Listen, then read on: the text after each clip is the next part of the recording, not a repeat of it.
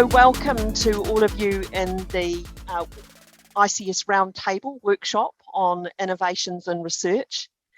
My name's Jean Haysmith. I'm delighted to welcome Katrina and Kaupapa Bryant to talk to us about Indigenous research methodologies in action. Welcome, Katrina. Oh, tēnā koe, Jean, and tēnā koutou katoa, and welcome to you all. And thank you very much for this invite. I feel very privileged to be in this position and humbled to be able to talk to you today. So hopefully I can offer you something that you'll be able to put into your kite, into your toolkit for the work that you do. So, ko waio, who am I? My name is Katrina Ann Kaupapa Bryant. I am from Otago, New Zealand. I am born as an Indigenous person to New Zealand. Whakapapa, or my ancestry, is to Otago marae in the deep south of New Zealand. I am a physiotherapist of 30 years. I have my own clinic. I do work at the University of Otago, but the work that I'm going to be talking to you today is my work straight out of our tribal organisation, Te Ruranga or Otago. And that is working with our a wellness program and research with our kaumātua, our elderly people. So this my great-great-great-grandfather, Wiremu Pōtiki from Otago, and he was a rangatira in the area. He did actually sign our founding documentation, our Te Reti o Waitangi, he passed in the 1860s, very disappointed that actually the broken promises between our people, the settlers, and our Indigenous people.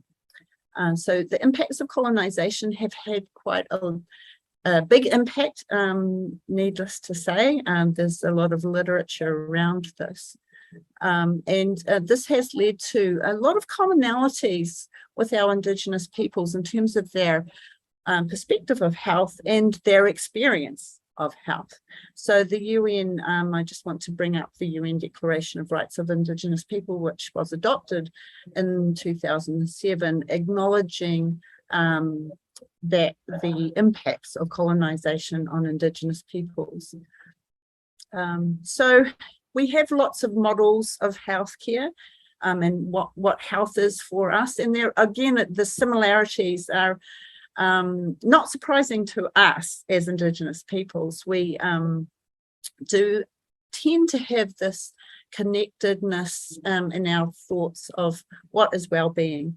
And there's some literature, again, some literature out there around what our collective thinkings tend to be. Paying respect that this is not all Indigenous peoples don't think like this, not all people from cultures think this way, but there tends to be more of an idea of the collective health of a community, and it's heavily shaped with our connections to the environment. So I just want to introduce Linda Smith, Dr. Linda Smith, and her philosophy. So she has coined and done a lot of work around creating a methodology of working in research with Māori, and this is now a validated methodology, has been validated for 20 years now, and so I just want to introduce this. This is not research that methodology that should just be done with Māori. It actually is very ethical way of conducting research. So the different philosophies, I'll go through them just very, very quickly. Aroha ki te tangata, so that means the really caring for the people that you're working with. Kānoi ki te kānoi means to do face-to-face work rather than sending out flyers, etc. It's about turning up and facing the people, so that exposing yourself really titiro, whakarongo, and kōrero. So that means listen and observe the people that you're working with and then speak. That's also about being humble in yourself. So not trying to create that you're the expert. That's about acknowledging the expertise that are within the community. Manaki ki te tangata, so that's giving value and valuing the people that you're working with. Kia tūpato, that means be careful with the information. So this talks to how you present the results of your research and the impacts that can have. So to many Indigenous peoples, research is a dirty word because the results of the research simply reflect a negative reality of Indigenous people's health impacts without doing anything about it. So, many Indigenous peoples do not want to participate in research for that reason. They just, it's a lot of information being taken from them, but not any positive outcomes. So Māori research, Kaupapa Māori research or Indigenous research has to end in positive change for the people you're working with.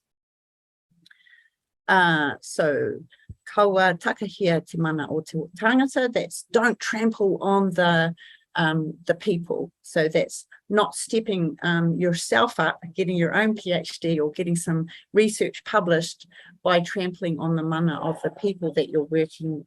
So, and then kia ngākau mahaki, that's having a humble heart, coming from humility.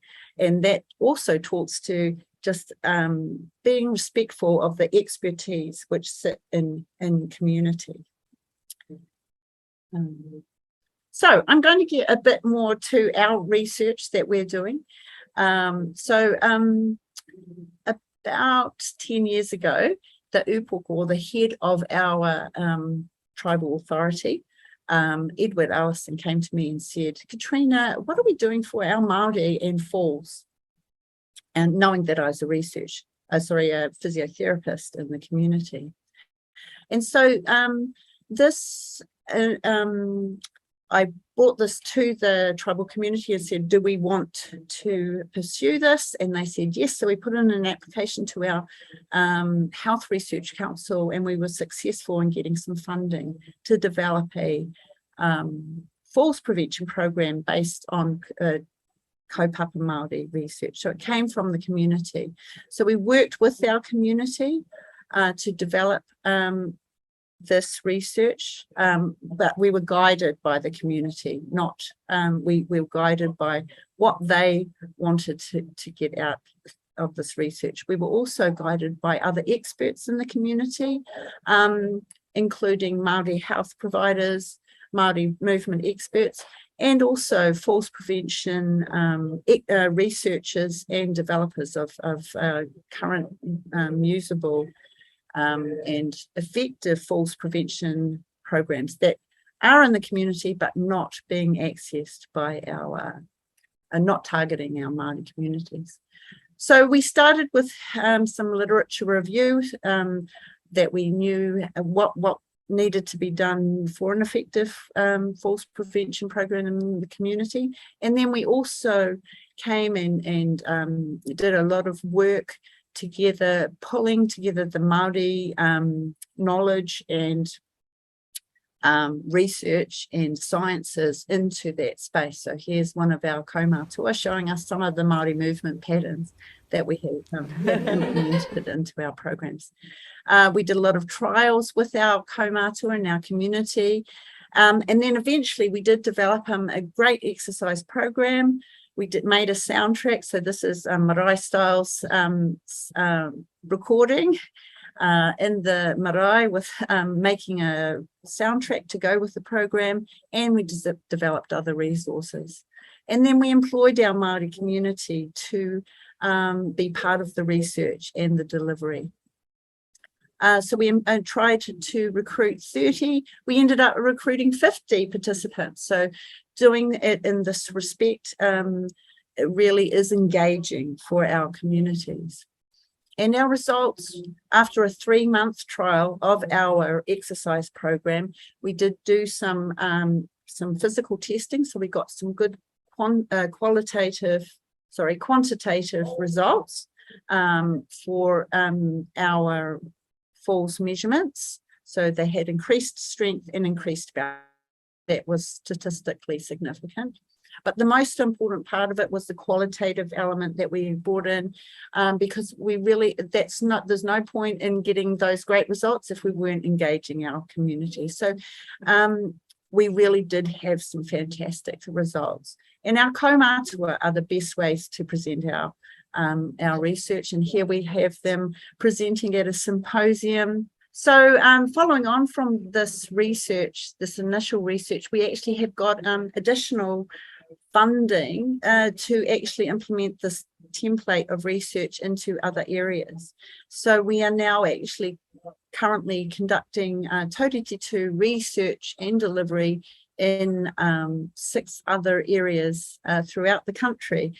And this is fantastic because we've actually been able to upskill and involve another 21 researchers in other Māori organisations, anything from no health research capacity to PhD. So this is really, really exciting because we're being able to increase our capacity of Māori health research within Māori organisations and communities. So we have gone into these areas, we've trained them in our techniques, and I want to also suggest that we have a big part of an exercise is an incontinence pelvic floor exercise that we use in our exercise program. So it is involved in there, and it opens up conversation for our kaumātua to openly talk about incontinence and continence. So that's really encouraging and useful.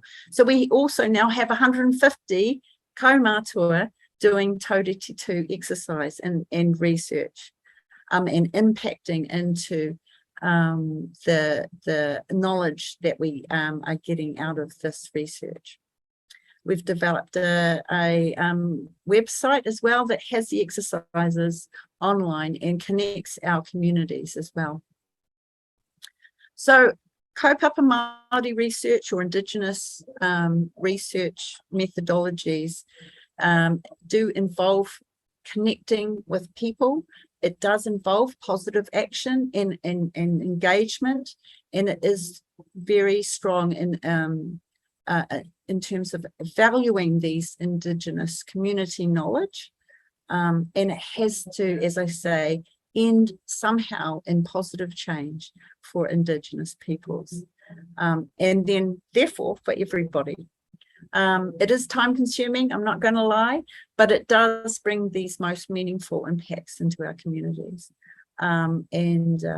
It is a commitment. It isn't something that you can do your research, finish your paper and publish somewhere. This research does involve commitment to ongoing relationships, which of course is, as we see, ethical way of conducting research. But please, just to again suggest that don't underestimate the community capacity and community knowledge when we're conducting research. So that's the end of my kōrero, my discussion, and I am open to answering questions via email, I guess. Jean, is that how that is? So thank you for your time listening, and I hope that you got something out of our presentation. Kia ora. Kia ora, Katrina. Thank you so much. Remind me what the te reo words are for awesome. Ka rewe. Well done. Well done. That was fantastic. Thank you so much. Thank you, Katrina. Thank you for indicating how it's possible to support those doing this mahi, this work, right.